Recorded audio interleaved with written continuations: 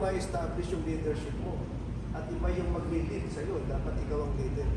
Kanina po kasi discuss namin yan tayo sa nag-uusap na yung mga pastor.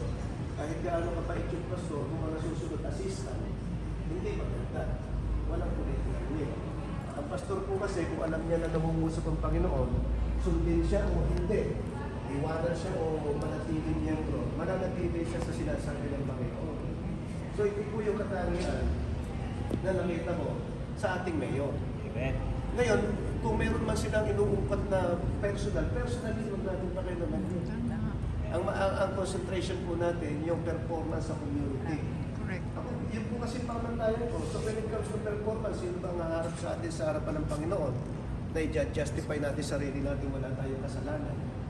Wala naman po makapag-justify sarili natin. Eh ito po, medyo tulong lang po sa atin. Kasi baka namamali tayo ng evaluation. Ayan po. Kaya po, pinapaliwanag ko sa church namin, meron din kasi telo sa church namin. Hindi ko kayo pinapwersa, hindi tayo nagpa-block voting. Pero ako po bilang pastor ninyo, nagsusuri naman ako ng mga kandidato. At yung kandidato na ipinipresenta ko sa inyo, hindi man sila perfecto sa harapan ng Panginoon. Pero siguro kahit pa paano, meron akong edge na sabihin na lesser evil. Huwag na tayo doon sa righteousness. Doon in terms of evil. In terms of evil, lesser evil ito. So ganun po yung pinapaliwanag ko sa mga miyembro ko. Kasi kami kasi hindi katulad ng iglesia na kahit masukal sa loob ng miyembro, kapag sinabi ng ministro, iboto natin to, iboboto yun. Sa amin po hindi. Ginagamitan namin ng divine convincing power. Pinagpipray talaga namin. Actually, pinagpapasting namin kayo. Kasi ayaw po namin na time will come, makita namin yung inendorso namin, kurap pala.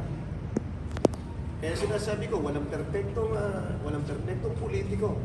Pero ang sinusuri natin, at least doon tayo sa lesser evil. Nabanggit ko nga kanina, may righteousness. Kasi hindi naman po kayo lahat nagbabasa ng Bible. Tama po ba? Ituturo ko yung righteousness kung tayo na Bible reader. Hindi naman po. So, ganun yung ilang pamantayan na sinasabi ko. Siyempre, sa kapwa ko, pastor.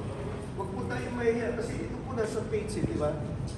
Ito po nasa page, yung picture po nasa page. Huwag po tayong mahihilang o mahihiya na, ay baka makita tayo ng kabilang grupo. So what? Ito naman, paglilingkod bayan.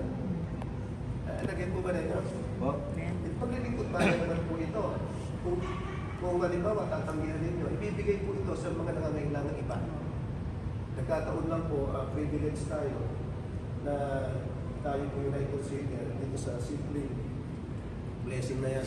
Ako po kasi, mga konsyal, ako dinidiretso po si Mayor Antia. Mayor, sabi ko,